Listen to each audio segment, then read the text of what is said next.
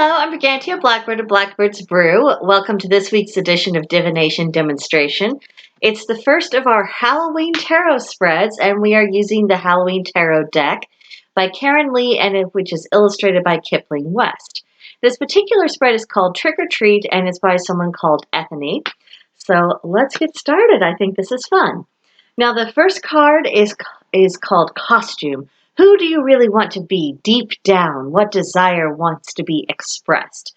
And for that, our querent pulled the Two of Ghosts. This is about new friendship or love. It's about harmony, balance, and reciprocity. And you can see these cute little ghosts right here they're getting along. Everything seems to be going great. They like each other. There's just a lot of good feelings when you look at this card. And if you aren't familiar with this deck, the suit of Ghosts corresponds with the suit of Cups in traditional tarot.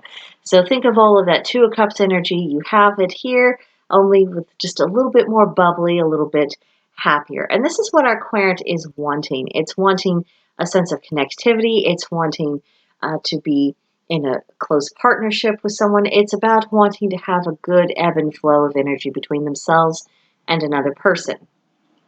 Now, the second card represents the trick, and it's asking the question of what has our querent fooled. None of us like to be fooled, but it's good to be made aware of where our blind spots are. Now, our querent got the Page of Ghosts, so again, this would be corresponding with the traditional suit of Cups. And pages, sometimes they can represent someone on the younger side, boy or girl. They are a little bit more naive. So you have to think about that someone who's more naive, perhaps more emotionally driven. And that'll give you an idea of what kind of person could be the Page of Cups. Because when we run into these court cards, sometimes they can represent a literal person. So this particular page represents a student of life, expressive, artistic, imaginative, suggests that there's a message on the way. But as this is coming up in the slot of trick, about something that has our querent fooled, this tells me that they perhaps have their head in the clouds. They're not looking at things as they are. They're a little bit distracted with their creative impulses. If they have been getting a message, perhaps they are not listening to it. So they're not, they've gone too far into their dream world. And that, of course, has its detrimental effects, unfortunately. But that is the trick. Now, for the treat asks, where is the gift? For our querent, that is the Knight of Ghosts. So again, the Knight of Cups, and this would be someone a bit older, more mature, usually male, sometimes female, and of course, all knights are messengers. This particular knight is poetic, but driven. So this is someone who isn't just have their heads in the cloud. This is someone who is becoming more proactive. And they're striking out on their own. You see they've got a scroll wrapped up, so there is a message. And because the knight seems to be handing over that scroll to the ghost, it suggests that there could be a proposition or an invitation. This is someone who is reaching out. So their gift in this is that even if perhaps they are not looking at things as realistically as they could, they are still being proactive. They're still being the person who reaches out to someone else that they are interested in, be it for friendship or romantic love or, even a business relationship. But I do think that this tends to be more on the personal level. Now, our fourth card represents the sour treats. What are you holding on to and need to let go of? For our querent, that is the Five of Ghosts, or the Five of Cups. So words like disappointment, disillusionment, sorrow, loss of friendship, loss of love, valuing what remains after a loss, vain regret, looking backwards and not seeing what's there. I would imagine that this is also related to their trick card about not looking at things as they really are. And the idea of mourning a lost friendship or love, this tells me that their past loss is getting in the way of their current relationship, be that a friendship or a marriage or someone they're dating. It's getting in the way. Their past is getting in the way. Too much of their brain is devoted to what used to be, the person that they used to be around or used to be with, and they are losing sight of who and what is in front of them right this second. So, something to keep in mind. let's see, and our fourth card, no, our fifth card, sorry. Our fifth card represents the sweets, and it asks the question of what can you embrace more of or do more of? And this one is the Nine of Bats. Bats in this deck correlate with the suit of swords, and of course, the Nine of Swords. It is also known as the Nightmare card. So you might think this is a very strange thing to come up as the sweet of the spread. Why would anyone want to embrace, despairs or nightmares or grief or anything of that kind? And what I'm getting from this is that the person who is perhaps a little bit too stuck in the past, a little bit focusing too much on who they used to be around as opposed to who they're with, there's a mourning process and a grieving process they did not allow themselves to have, or at least not fully. And that is the reason why they're not able to fully commit. In fact, the more I'm looking at this, the more I'm thinking that this is referencing probably a romantic relationship. In friendships, I don't think you would have as much emotional turmoil, and that's really what makes me think of this. So that sense of loneliness, perhaps after the previous relationship ended, there was loneliness, but maybe they just kept themselves busy, kept themselves distracted. Maybe they jumped from one relationship into another. There's a lot of different things that can happen, but whatever they did, it was something that cut short and interrupted the natural grieving process, and that energy still needs to work its way through their system. This card can also represent unexpected disappointment in someone. Maybe they are comparing their past and their present, and maybe they've idealized their past partner, and the current partner who they're with day in day out.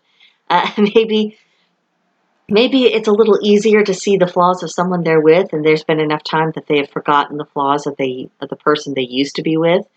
This can represent danger, but I think in this context it is about the danger of losing perspective. So I would say the overall message of the spread is that someone needs to square with their past, stop making comparisons, stop grieving about something that didn't work out and probably was never going to work out.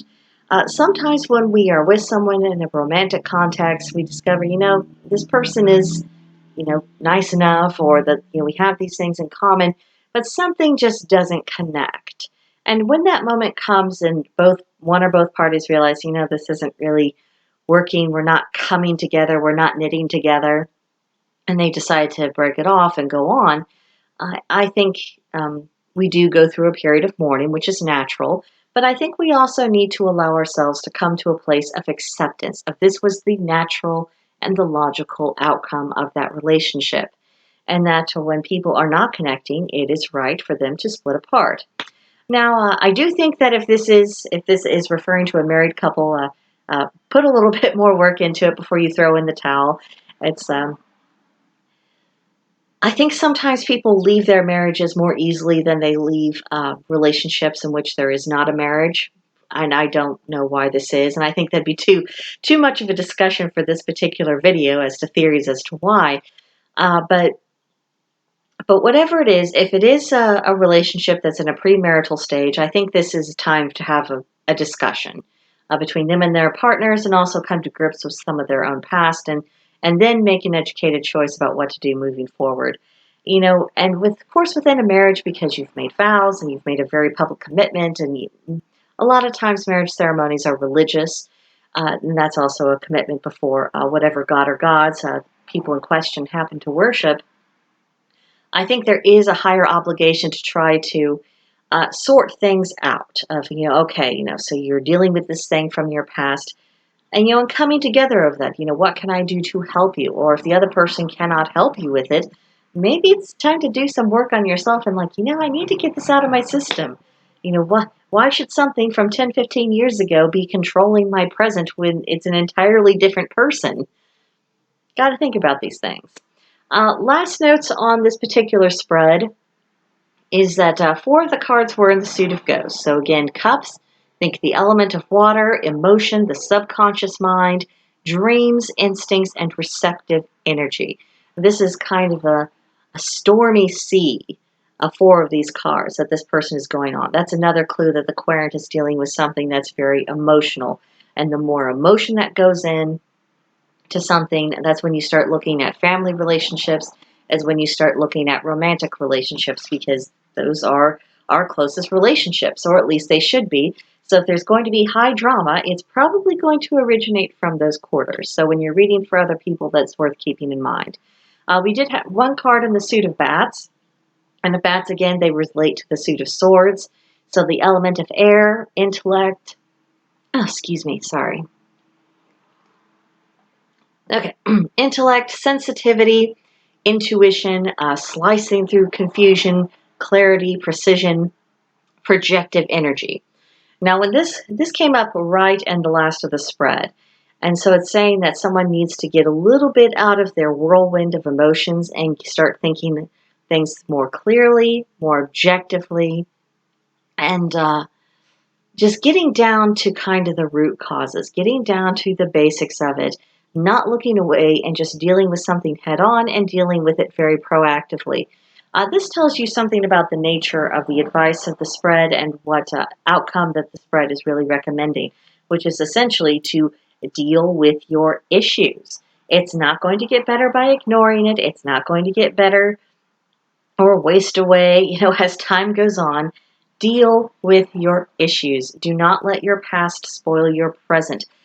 Take the psychological steps that you need to take and be proactive about it. So that's why it's also worthwhile looking at the elemental associations of all of the suits.